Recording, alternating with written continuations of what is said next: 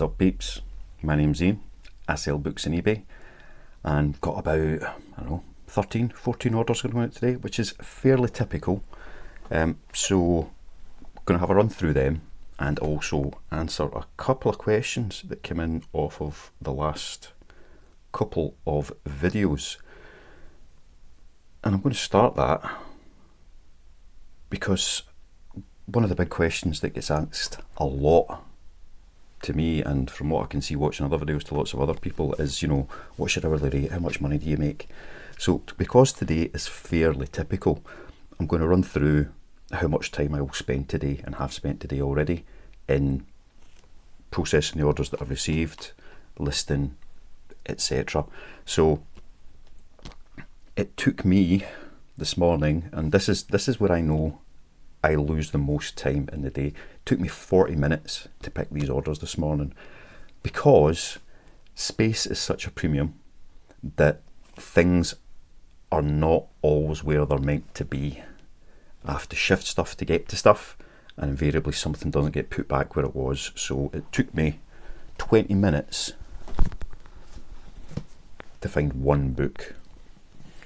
So if that had been next to the other book where it was meant to be, that would have been absolutely fine, but it had been shifted onto another shelf whilst I'd been digging stuff out in the last couple of days, which is really frustrating because either yesterday or the day before I thought, oh, there's another Stephen Erickson book. I didn't realise I already had one because I just picked up another one and listed it. Thought, I'll need to remember that. Don't know what I did at that point, but I certainly couldn't remember where it was and where I'd seen it. Anyway, 40 minutes to do all the picking. I'm not counting how long it takes me to run through these videos because I could be talking here for 10 minutes, I could be chatting away for half an hour, who knows, but we'll go through the bones of how long it takes. So 13, because two of them are going to the same buyer, so 13 orders for a total of, and this is a 1 day snapshot.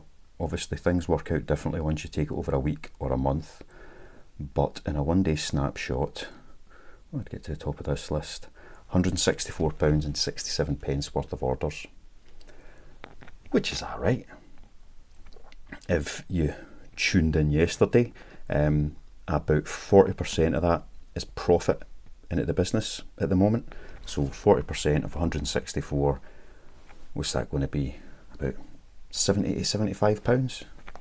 Let's just do a quick sum on that and make sure that I'm getting that right. 164 times 0.4. Let's do that again. 164 times 0.4. 65.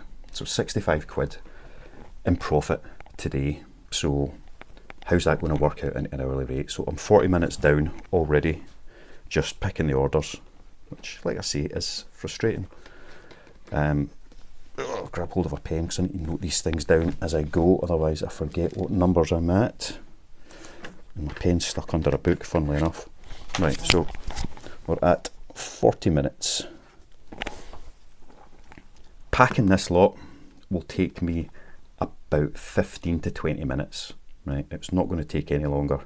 Packing is really, really quick. I have everything in order, so after I've shown it to you, it will be in order. And then it gets wrapped, weighed, and on the package I will write the weight and the postcode, and that gets stacked in order. And then I go into eBay to buy my labels, and they appear in the same order that I had them picked, packed, stacked in. Simply add in the weights, which takes seconds for each book, pay for it all at once, print them all off at once, and then the labels are printed in the order that the books are stacked in. So label, label, label, and into the bag. So that really will take me 15-20 minutes for the lot, but I'll call it 20 minutes just because that's the max. So we're at an hour so far to make that 65 quid. And I could stop there. So that would be £65 an hour, which is very nice. But I won't stop there. I will be going to drop these off at the Royal Mail. So the actual drop off itself again takes a minute. If the office is open, they take them in the bag, they scan them, and I'm in and out minute, 2 minutes max. If I drop them off at the parcel box, it's pretty much the same, to be honest. The amount of time it takes to feed all the parcels into the box is the amount of time it takes them to scan them as they go, and the parcel box is about 30 seconds away from the Royal Mail office itself, so you know, it's at the end of its drive. So it's really only a couple of minutes there. The time taken to go to and come back, if that was all I was doing, it would take me about 20 minutes. But I always do that whilst I'm off to do something else. But for the benefit of this, I'm going to assume that that's all I'm going to do today. I know it's not, but I'll assume that's all I'm going to do today. So that's another 20 minutes to do the drop off of the parcels once I've got them done. What else do I spend the day doing? Well, I list. I've been trying to list about £400 worth of stock every day for the last few weeks, you know, to push up the average sales on the day. If you ain't listing it, you can't sell it. That seems to be working, but how long does it take to list about £400 worth of stuff? Well, it depends on what I've got available to list. If I'm adding into my variation listings or listings that already exist, I can do £400 in, you know, an hour and a half, 2 hours. That's unlikely to be the case today because I don't have a lot of bread and butter to list. I've kind of cleared through all of that and I've got lots of bundles to do. So probably, if I'm being realistic, that's going to take me about 3 hours today. So that's another 180 minutes. So that's a lot. I will probably, in fact, no, I won't. I was going to say I'll probably spend half an hour or so organising and putting stuff away. But when I was, excuse me, looking for that Stephen Erickson book, I did a lot of that then. So that's actually kind of killed two birds with one stone. So I won't count anything extra into that there. And that's the time I will spend today. Sourcing, I don't think I'm going sourcing today, although I always say that and then I'm always passing somewhere and I just pop in. If I do pop into the place that I will be passing today, then it's going to be a maximum of half an hour, probably 5 to 10 minutes, but let's call it 30 minutes just in case that does happen. Overall sourcing throughout the week, I pick up, typically I'll pop in somewhere on a Wednesday today for half an hour maximum. I go in somewhere every other Thursday, which will be the Thursday of this week, and that's about half an hour maximum. On a Friday and then on a Sunday I go to the same place, so I can go through what's come in through the week and then go through what's come in over the weekend, because it's usually about a 50-50 split and it saves me having to go through dozens and dozens and dozens of crates. It's just a dozen crates each time, so that's usually about an hour on each. So 2 hours with that, an hour, let's call it, assuming that I went to the Thursday place every week, which I don't, but let's just say assume I did, then that would be another 2, so that'd be like 3 hours total in the week sourcing. And then I will occasionally pop into other wee bits and places, so a very generous 5 hours a week sourcing. So that would be less than an hour a day if you're taking it across the 7 days of the week. So the 30 minutes for today's probably about right for spreading it across the week. So even if I don't go, it still gives a fair idea. I hope that makes sense. So that means that the total time I will spend today is, what's 4 plus 2, 6, 8, 16, 290 minutes, which is, well, 240 is 4 hours, isn't it? So is that 5 hours? So I'm just being really lazy here. Yeah, 4.8 hours. So let's just call it 5 hours. So I'm going to do 5 hours today. And that should be typical 7 days a week. So that's 35 hours a week spending doing all of this. And I think that's been very generous. To be honest, it's probably considerably less than that. If I was to just, start at 9 o'clock and batter through and do everything that needed done, then it would work out a lot less. But typically I do things around other things, so I'm always doing more than one thing at a time, which means I'm not dedicating the full time to that whilst I'm away doing other bits and pieces. That time reduces. A good example of that is today and tomorrow. There's a couple of older people I go and help out with things. So whilst I'm away doing that, they're near good pickup spots. So that's where I pop into those pickup spots. So I'm going out and about anyway. So it really is just the time in the shop rather than the time that it would take me to travel to as well, which is what I've included in that piece there. So 35 hours a week, 5 hours a day. Today, what did I say we were on? About £65 in profit. 65 divided by 5 is minimum wage. Well, just above minimum wage. So it's really not an awful lot of money that's made doing this. However, the more you list, the more you sell. It's only recently I've really upped the amount that I'm getting listed and getting stuck out, which is why space is becoming such a premium. What will happen is that average sales per day will increase and increase and increase, so that there will be more and more money coming in. In fact, the 164 is less than I did in the 24 hours, because that's just since I did the last bit of posting yesterday till I'm doing the posting now. So it's a less than 24 hour period for that one. My average sales this month so far have been £170 a day, which is quite nice. I want to get up to a consistent average of £200 a day quite quickly, which will again increase what's getting done, but I won't be doing anything extra to achieve that. If I can get up to, matching sales as to what I'm listing, then that would be £400 a day in sales.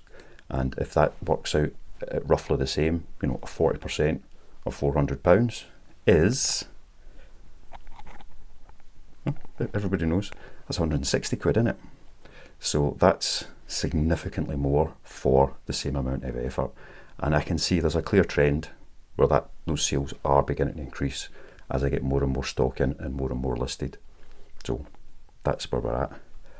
The one thing I haven't taken out of all of this is obviously the cost of the goods that I've sold. So if I've sold 13 orders, let's see how many books that actually is. 1, 2, 3, 8, 9, 10, 11, 12, 13, 14, 15, 16, 17, 18, 19, 20, 21, 22, 23, 24, 25, 26, 27, 28, 29, 30, 31, 32, 37, 39 books. So a tenner.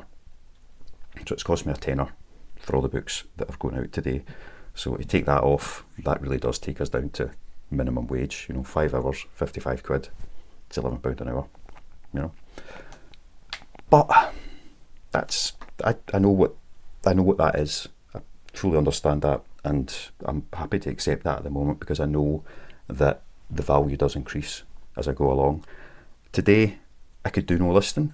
It wouldn't have a big impact on sales for the next few days, and in which case I'd be making like £50 an hour. So that would be fine itself. So it really, the whole hourly rate thing, I don't have really much consideration of that when I'm working through this, because I don't see this as a side hustle. This is a business for me, a business that I want to slowly develop, scale up, so that I can then take a much smaller profit out of it and have somebody else doing all the work. It only becomes a business when you're in that position, when something can happen without you being there to do it. So I've got an ideal in my head as to what that'll look like when I get there, and I've got 5 years to do it. So I want to retire when I'm 55. I'll never retire, but you know what I mean. I want to be in a position where I can say, right, I'm not working, somebody else will be doing all of this, and just have that oversight of the business rather than anything else. So I've got 5 years to get to that point, and it seems quite comfortable getting there. At the moment, that means that I'm not making any money. I'm living on scraps. I'll make sure that I get enough of an income to pay the bills, feed me and the boy and the girl, and that's really it. That's all I intend taking out of this business for the foreseeable future, whilst things scale up and go. I've got a couple of very small additional income sources, but they are pretty minor, and I'm trying to step away from them as much as possible because they're a pain in the backside, to be honest. So yeah, that's how much money you can make for the hours put in. But like I say, that's if you were doing this all yourself and taking out all the profit, then that's what your hourly rate's going to be, but you're never going to go anywhere. So I actually take less than that out, but the rest gets invested back in.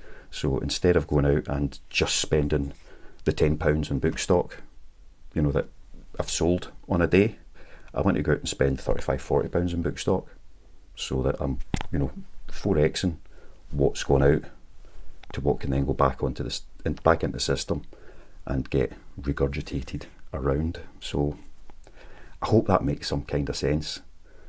Maybe it does, maybe it doesn't.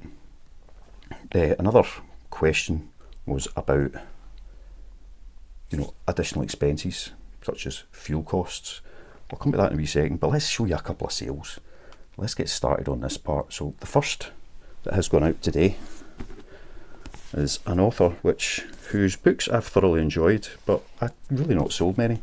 But 2 Nick Hornby paperbacks, excellent unread condition, and the 2 of them went for £9.99, and I believe that is going, is that going into, no, it's not going international. Oh, it is going international, yes. So yeah, these are going abroad somewhere. £9.99 for 2 little paperbacks. So I will put them in their order, the next pile. Next, we've got another kind of generic stack. Jojo Moyes, 5 Jojo Moyes paperbacks, £12.99. They go in the pile. We won't spend too much time on those. Next, I've got things in the wrong order here. I'll move that over there. I'll bring that over here, and I'll pick these up. We've got 3 Kathy Reichs books, couple of hardcovers and a paperback, and 3 of those sold for £11.99. So really bread and butter orders today. There's nothing spectacular, but it's a good confirmation of what does sell regularly. A lot of these books will sell as well, if not better, in pre-made bundles, and I know that, and I know people have different success and luck with it. However, by putting them up in the variation listings, and here's Dilly Court, that's the next order. So I sell a lot of Dilly Court. I could bundle these up, you know, 5 books at a time, 4 books at a time, pretty much any way I like, and sell them for the same amount of money. So £12.99 for those 5 paperbacks. But to do a £12.99 bundle listing, I've got to go in, create the listing, take the pictures, upload it, and off it goes. However, on the variation listing, so that would take me 5, maybe 10 minutes to do all of that. But so let's say 5 minutes to create a listing for those 5 books, to list them up and sell them for £12.99. But to add those 5 books onto the variation listing takes me 20 seconds.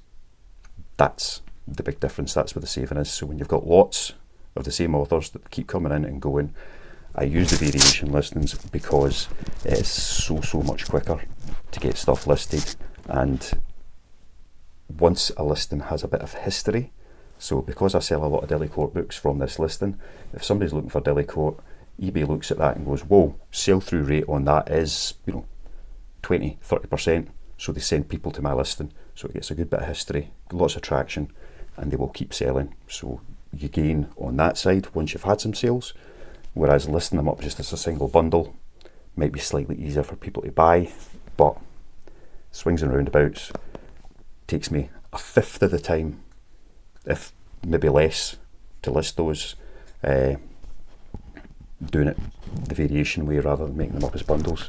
And if I had, say I picked up 15 Dilly Court books, that could be 3 separate listings I have to create. So that could take me 15 minutes, but it would still take me seconds to add them all to the listing that I've currently got. So you go down, there's a book, add 1 to that, add 1 to that, add 2 to that, add 1 to that, add 1 to that, add 2 to that, add 1 to that, add 1 to that, save, out, done. It's that quick. So that's the win on doing them on that side. So yeah, £12.99 for the Dilly Courts. Right, travel expenses. So, travel expenses, Martina Cole and travel expenses. I don't buy petrol, stick it in the car and keep a receipt for it. If you're in business, if you've got a business, you know, if you're doing this as a wee kind of private side hustle, it's going to be different. But I run this as a business, which means that the way I'm employed by the business is a self-employed agent. So I'm a director, which really doesn't mean that much for such a small micro-sized business. But the rest of my income comes as self-employed.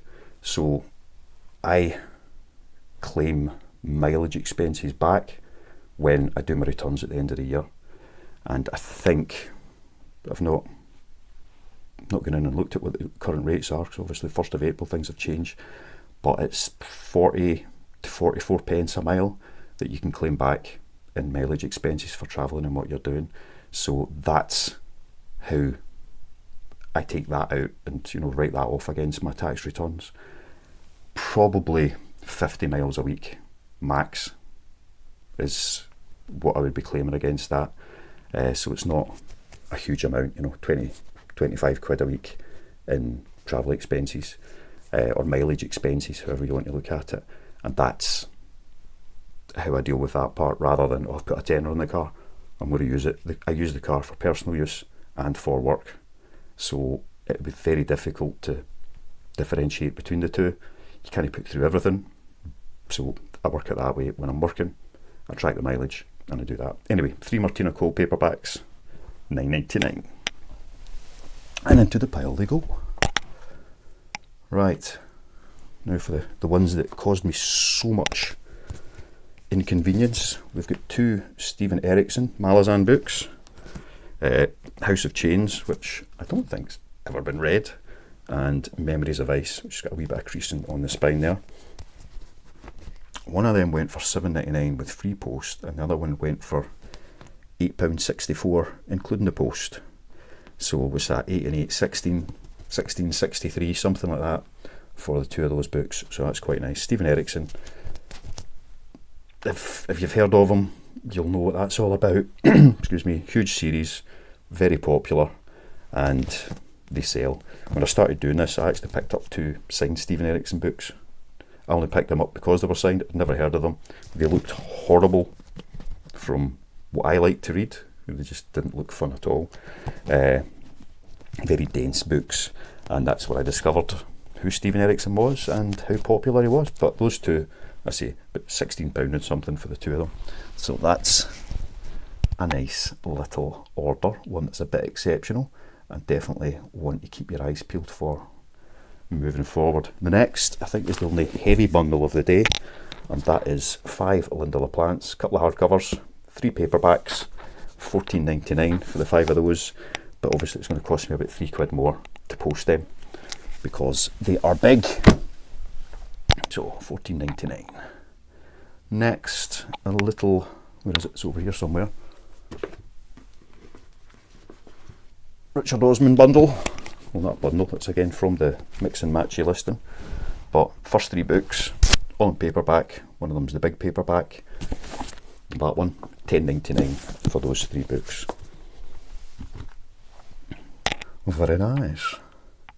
Next, just listed this, a Chronicles of Narnia box set, all 7 books, good nick. I've got a few of these box sets listed at different kind of prices, and they don't really sell very well, to be honest. So I've just stuck that up for a tenner. I mean, 7 books for a tenner, that's a good deal, you know. But sold really quickly, $9.99, so quite happy with that. And I think I only paid about £1 for that whole set, so that's absolutely fine by me. Next, again, a very recent pickup, Peter Dickinson, The Changes Trilogy. I don't really know what it is, but it's definitely a little bit vintage. England in the future, but an England less rather than more civilised. This is the time of the changes. The Devil's Children, Heartsease and Weathermonger in 1 volume. So some sort of fantasy, sci-fi or other thing, but that sold for a tenner. So again, a nice wee individual sale. And then a fairly normal, we've got Richard Lehman, All Hallows Eve. Really good condition, this one. I don't think it's ever been read, if I'm being perfectly honest. £6.84 for that little boy there. Then a pre-made bundle. So I do sell pre-made bundles. I'm keeping a wee bit of a mix on these things. The real reason that I'm selling more pre-made bundles and listing more pre-made bundles is the space issue. So when I list them, I just wrap them. So that's what my packages look like, bar the little sticker on front, and then they go in a poly mailer from there.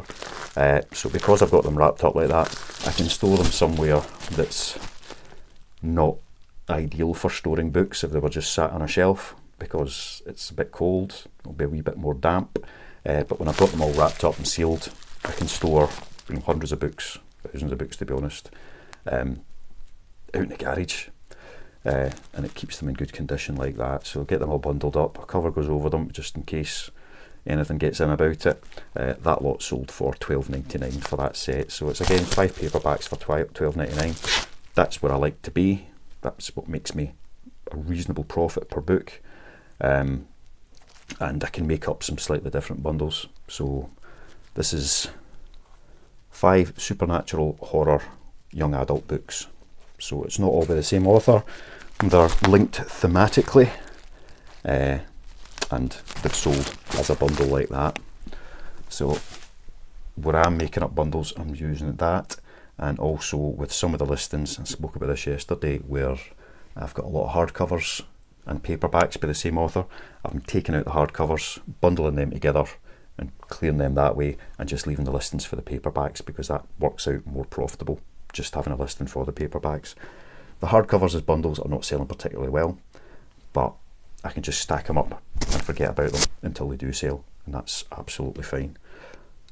Finally, the last order is Ross Mackenzie's, we've got the Nowhere and the Elsewhere Emporium, along with Roald Dahl's Heroes and Villains, big hardcover book.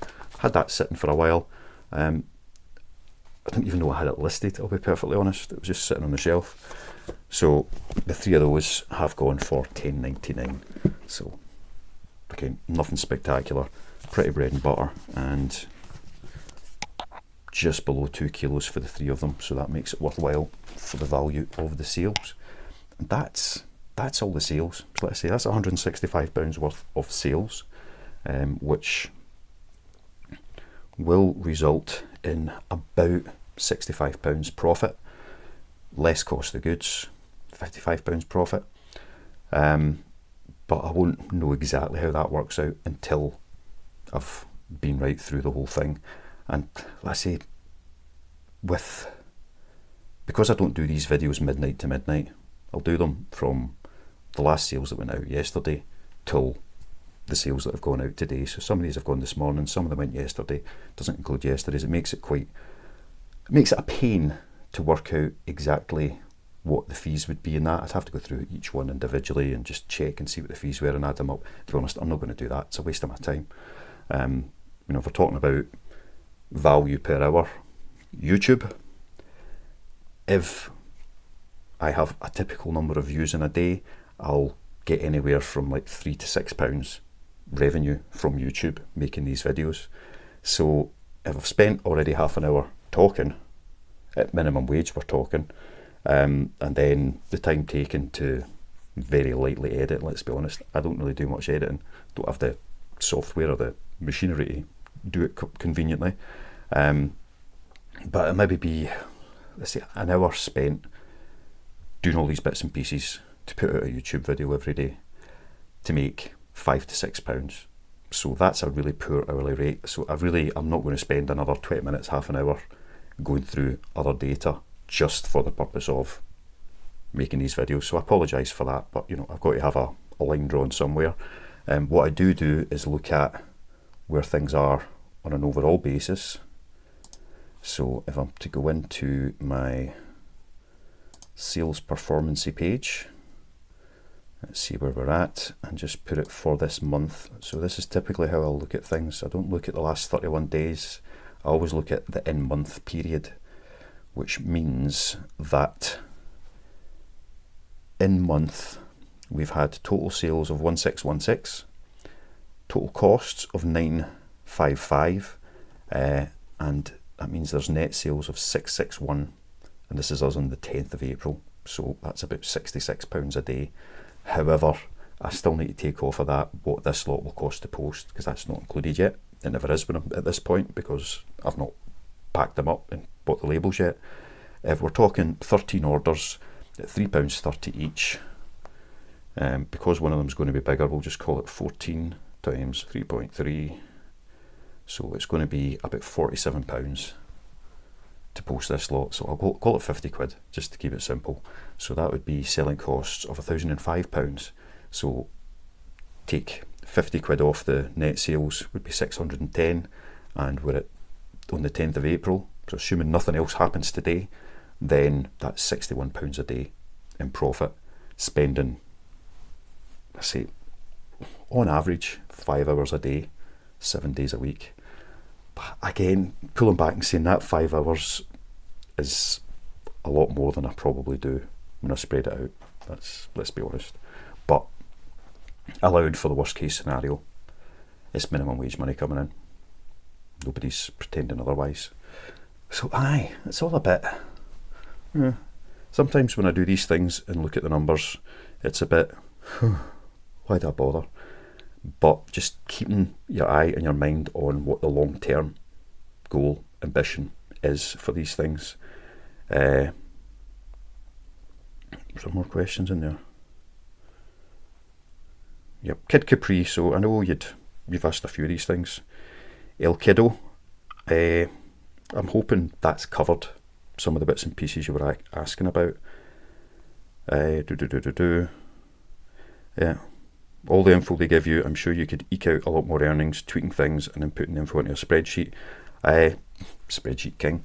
I spent 15 years on business continuity, continuous improvement, ended up a director of corporate services and various other things.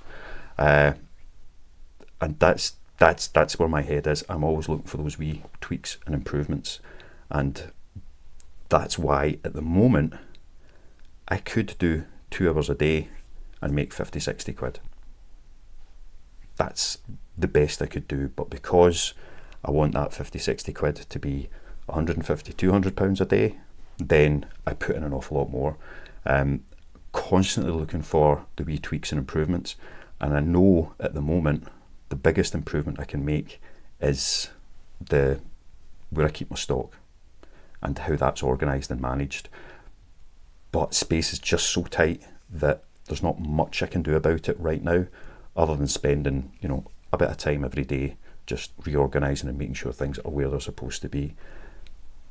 But I need to get to a certain point where I can put an investment into the business to get somewhere for the stock to go and have enough space to keep it well organised and keep it flowing through at the moment. I mean, at the moment, this place looks like a hoarder's house. It's just books stacked everywhere. A couple of thousand books waiting to get listed. Nearly 10,000 books stored in the spare room, through the back, in the garage, all over the place. So I need to wait until I've got the financial means to expand to that piece, which is again why I pay myself very little, because I've got to keep trying to stack up that in the back so that I can take a next step which will cost more than 20 quid. It all adds up. So yeah, continuous improvement, always making tweaks. Everybody should always be doing that. I looked at a lot of the data yesterday and it confirmed what I had suspected about the listings where I've got hardcovers and paperbacks in the same variations. Take out the hardcovers and the listing becomes more profitable. Simple. So that's something that will increase profitability across quite a few listings that I've got, and I'll just be implementing that over the next few weeks, updating the listings a couple of day type thing and getting through them all. The other place where I know that there's an easy improvement is with the sourcing. So because I've been digging deeper into like the pre-made bundles and the book sets, that's opened my eyes to a few things. So I know now that there's certain titles and certain books where it's worth paying a wee bit more, because if I've got them as a set, if I get them together as a bundle, they sell for a premium. So I've got those titles now, and that type of title, that type of author, where when I see them, if they are £1, £2, I know that they'll be worth picking up, because I'll still be able to profit on them once I've completed that as a set. Which again comes back to the space issue. So I need somewhere to store these whilst I'm turning them into sets, which I can't just put them up with my general stock, because they'll get mixed in and, you know, become part of that mass. So that's another space issue in itself. So there's continuous improvement, constantly making tweaks, eke out every penny you can whilst still providing the service you want to provide, which for some might be service levels low, churn, churn, churn. For others, it might be provide, you know, the ultimate customer service, the best prices possible. Really, you've got to be somewhere in the middle to work out what works for you. So yeah, lots of blethering today, isn't it? I just keep banging on about the same things, it feels like. But that's where we are and what we are doing. A couple of suggestions as well about young adult books, kids books. Yep, I know they do really well. Young Samurai's mentioned here. So again, I think that's you, Kid Capri. I've actually got the first 3 books in the Young Samurai series. I've had them listed for donkeys. Not a sniff. I've never seen any more. But with all of these things, I know there's a lot of books that sell really well. But if I don't see them, I can't sell them. I can't buy them and sell them. So I've always got my eyes open for anything that looks a bit interesting. And I will pick it up. And sometimes it will then sit for months until I can turn it into something sellable. And I've got, you know, hundreds of books that are waiting to get made into something more complete and get put out there. I just keep picking away with those. Goosebumps you mentioned. Yeah, I do really well with Goosebumps when I find them. So it just depends what's available and what is pickable, uppable. What else do we have? There was one more thing. Yeah, so I'm very, very sorry about anybody that I've offended by saying I thought The Stand sucks. A couple of people agree they didn't enjoy the book, and that's absolutely fine. Everybody has got their own personal taste. Everyone's got an opinion. Doesn't mean that opinion is correct by somebody else's standards, but it's just what you are yourself. But somebody has pointed out that I just have poor taste because I didn't like The Stand. So yeah, that's if that's true. Again, sorry if I've caused any offence with that. Not really, but sorry if I've caused any offence. If you've watched the video and my taste sucks, then that means that The Stand is good. It, Pet Sematary, Game of Thrones, and all the other books I mentioned must suck. So, yep, It and Pet Sematary obviously suck, and The Stand is great. The entire George Martin catalogue sucks, but The Stand is great. So, yeah, I got that wrong. What can I say? But you know, anything I'm talking about on here, I am not a certified expert in nothing. I didn't study literature at university, so I know how to read and analyse a book and appreciate it for its beauty, even if I don't enjoy it. I just read books and I read them for entertainment. I want to enjoy them. I did not enjoy The Stand, but those other books I mentioned, I did enjoy. Yeah, that's all it is. If I'm talking about, you know, business bits and pieces, yeah, I've got some experience, but I'm not qualified or certified in pretty much anything. Lots of different kind of projecty bits and pieces, wee bit CIPD, but nothing that allows me to stand up here as an expert and say, this is what you should do, this is what you must do. It's all just my opinion, what I currently do, and some of it will not be right. I'm not going to say it's wrong, but some of it will not be right for you. So whatever you're considering doing, always do your own thinking, always do your own research. If you're not sure, find an expert. So find somebody who is a certified expert to get that advice from.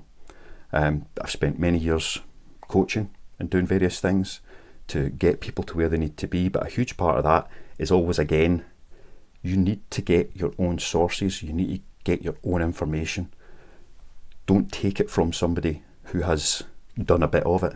I know there's some of you guys watching this are much more experienced and have sold an awful lot more than I have. But that's your experience compared to my experience. There's stuff I will learn from you. But again, unless somebody has, you know, a badge after their name saying that they're an accountant, I'm not going to take tax advice from them. So yeah, anyway, I am just blathering on now. We're at 40 minutes, which is far too long to have everybody sitting watching this face talk. I'm going to go and get these books packed up and then head out and get on with the rest of the day. Love you. See ya.